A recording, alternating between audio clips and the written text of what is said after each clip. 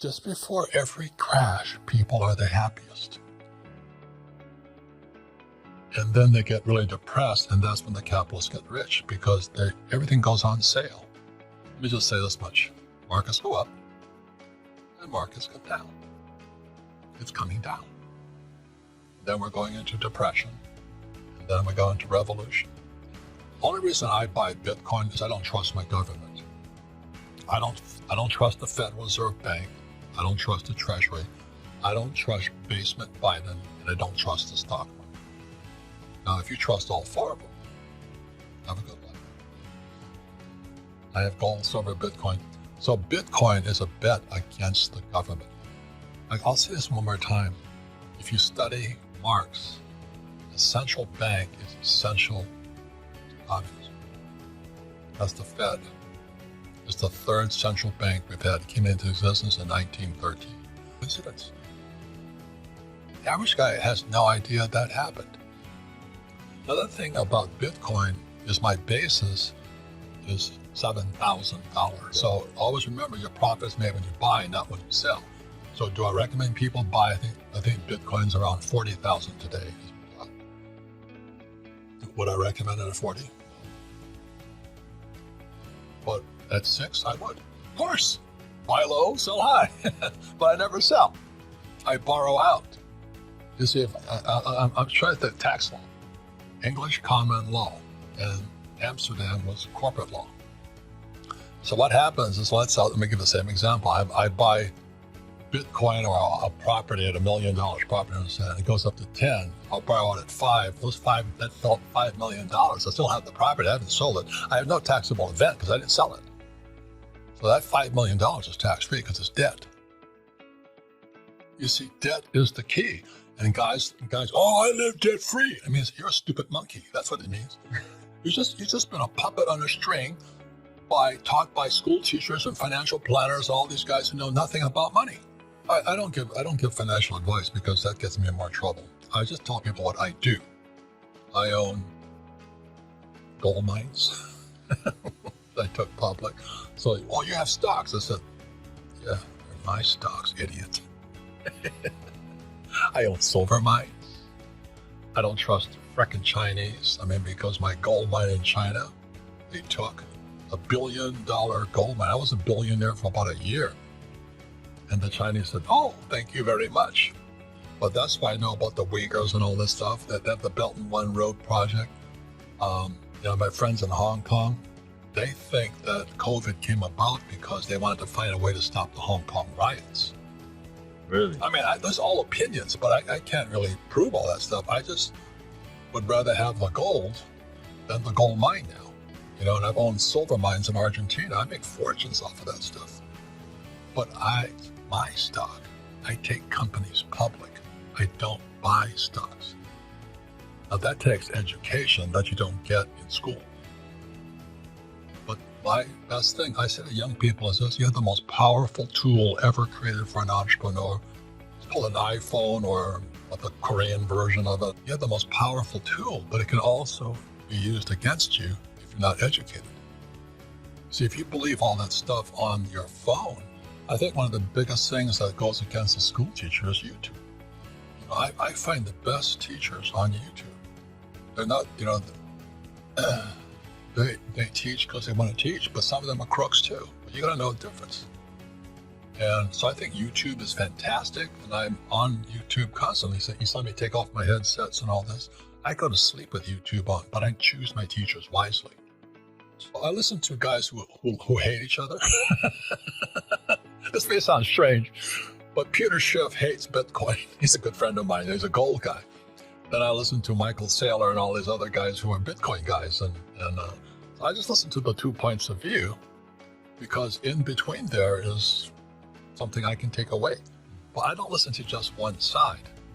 That's why I said when I was in 9/11 or 9/13, I was in Istanbul talking to Muslims. I said, I'm going to find out about your religion.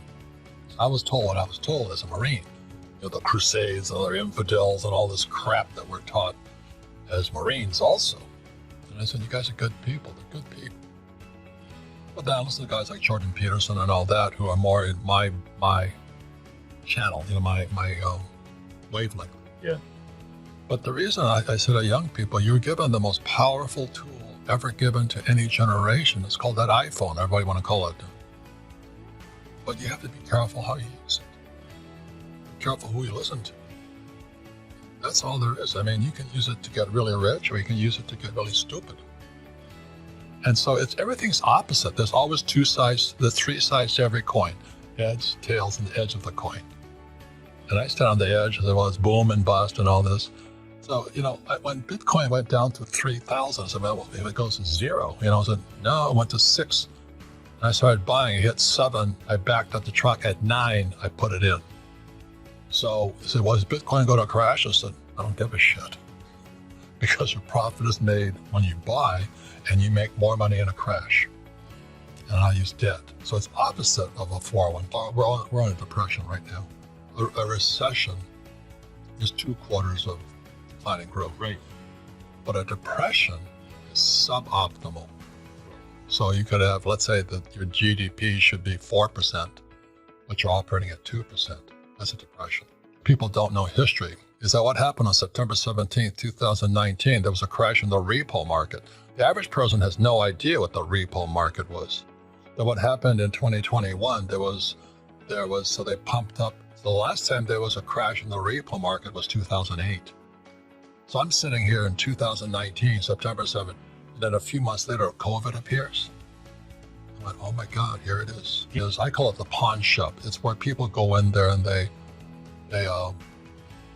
what happened at the repo market is the Fed starts pumping money into the commercial banks, like Bank of America and those guys, Wells Fargo. So they started pumping money into the banks because the banks were empty. That's what happened when Lehman Brothers went down. They didn't have enough cash in them. But it's not even goes into the economy. It stays within the banking system. So what happens in a reverse repo, so 2008 was a repo, 2019 was a repo, and what happened in 2021 was a reverse repo. The money started coming out of banks and going back to the Fed. Now the average guy, what does that mean? It means that the commercial banks don't trust their assets. Their assets are questionable. It's the valuation. Valuation is an opinion. This house is worth $10 million. Well, that's an opinion. So they started wondering what was the true valuation of those so-called assets. So the money started coming out of commercial banks like Bank of America, Wells Fargo, flowed back into the Fed because they'd rather have it at the Fed than in the marketplace. Depression is when more jobs are lost and they're going to have to print more money.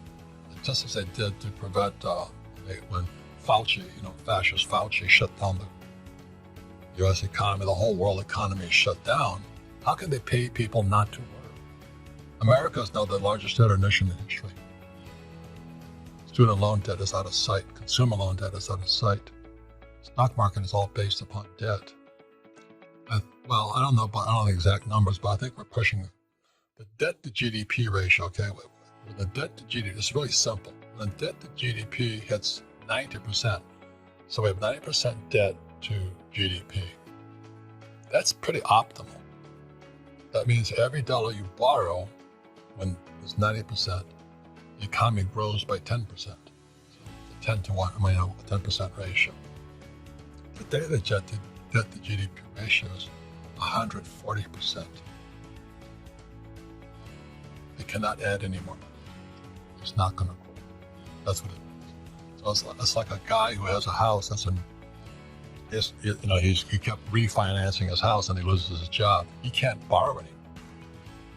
So that's what happened when the debt to GDP went past 90 to 1, 90% debt to GDP. Today it's 140%. Bankrupt. But the average guy has no clue what I just said to you. We're already finished. Gold, silver, Bitcoin, bullets.